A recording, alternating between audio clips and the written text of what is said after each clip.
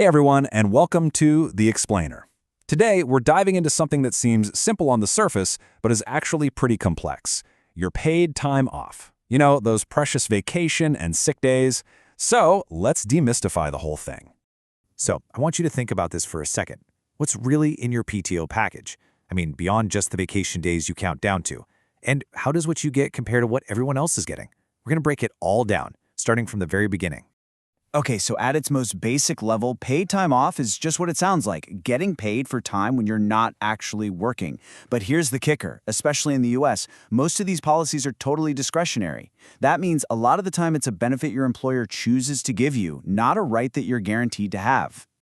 Now, this data from the Bureau of Labor Statistics, it really tells a story. At first glance, it looks pretty good. About 80% of all workers get paid holidays and vacations. But the real story is hiding in the details. Just look at the massive gap between full-time and part-time workers. A whopping 91% of full-timers get paid vacation, but that number just plummets to 41% for part-timers. And paid family leave? It's still super rare for just about everyone, only offered to about 20% of the workforce. So why do these policies vary so much from job to job? Well, a huge piece of the puzzle comes down to one simple thing: cost. Let's take a look at what this all costs from the company's side of the table. Get this, for every single hour an employee is on the clock, the average private employer is spending $2.63 on their paid leave benefits. That adds up fast. It's about 7.7% of total compensation, which is a really significant business expense. But that average number? It doesn't even begin to tell the whole story. The cost of PTO isn't some flat rate, nope. It's tied directly to how much you earn. And that creates some absolutely massive differences. And wow, this chart just lays it all out, doesn't it? For management jobs, that paid leave costs the employer $5.67 an hour. Now compare that to service jobs, where it costs just 78 cents. Think about that. It costs over 7 times more to give an hour of paid leave to a manager than it does to a service worker. This is a huge reason why benefit packages can look so different. All right, let's switch gears and talk about the fun stuff. The part of PTO we all actually look forward to: planned time off. We're talking holidays and those much-needed vacations. So, when it comes to holidays, most private companies in the US kind of just follow the federal government's lead, offering those 12 paid holidays. Some companies also add floating holidays to give you a little more flexibility. But there is one really important rule employers have to follow. Religious holidays have to be treated the same for everyone. Either everybody gets it as a paid day off, or nobody does. About vacation policies, that's where it gets a lot more complicated. Companies basically have to figure out 5 key things. First, who's even eligible? Second, is it one policy for everybody, or are there different rules for different people? Third, how much time does everyone get? And that's usually based on how long you've been with the company.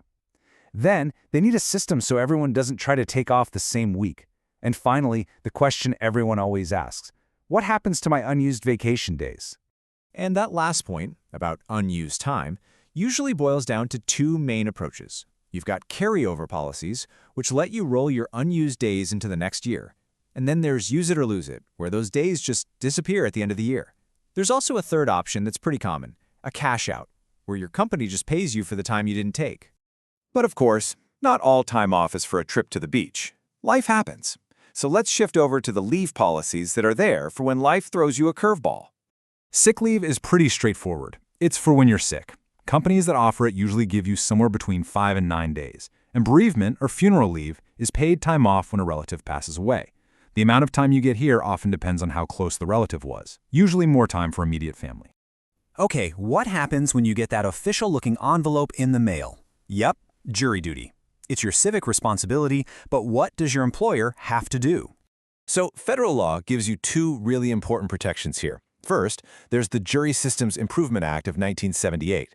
Basically, it means you can't be fired for serving on a federal jury. And second, if you're a salaried or exempt employee, the Fair Labor Standards Act says your boss can't dock your weekly pay just because you were in court for a couple of days. Okay, now we're going to get into a couple of really important federal laws. These are the ones that actually mandate leave for major life events, and they make sure you have a job to come back to. First up, FMLA. And this one is a really big deal. It guarantees that eligible employees can get up to 12 weeks of unpaid leave for major things, like having a baby or dealing with a serious health issue. And while the leave isn't paid, the law gives you 3 crucial protections. Your employer has to hold your job for you, they have to keep up your health insurance, and it applies to most government jobs and private companies with 50 or more workers. And for members of our armed forces, there's another key law called USERA. What this law does is make sure that if you leave your job for military service for up to 5 years, you have a legal right to get that job back when you return. It protects you from being penalized in your civilian career just for serving the country. All right, so for our last section, let's look ahead. The old traditional way of thinking about time off is starting to change, and a lot of companies are trying out new, more flexible ideas. One of the biggest trends right now is this move away from the traditional model, where you have separate buckets of time, like 10 vacation days here, 5 sick days there. Instead, companies are moving to an integrated PTO bank. This just gives you one big pool of days that you can use for whatever you want, no questions asked. It's really all about flexibility and trusting employees. Another really cool trend is paid time off to volunteer. You might be wondering, why would companies do this? Well, it's about more than just looking good. The idea is that it improves work-life balance, it can actually be a form of professional development, it reduces stress, and at the end of the day, it helps them find and keep the best people. And all of this leads us to one big final question. In a world with more remote work, flexible hours, and even unlimited vacation policies, that line between being on the clock and off the clock is getting really blurry. So what does time off even mean anymore, and what's it going to look like in the years to come?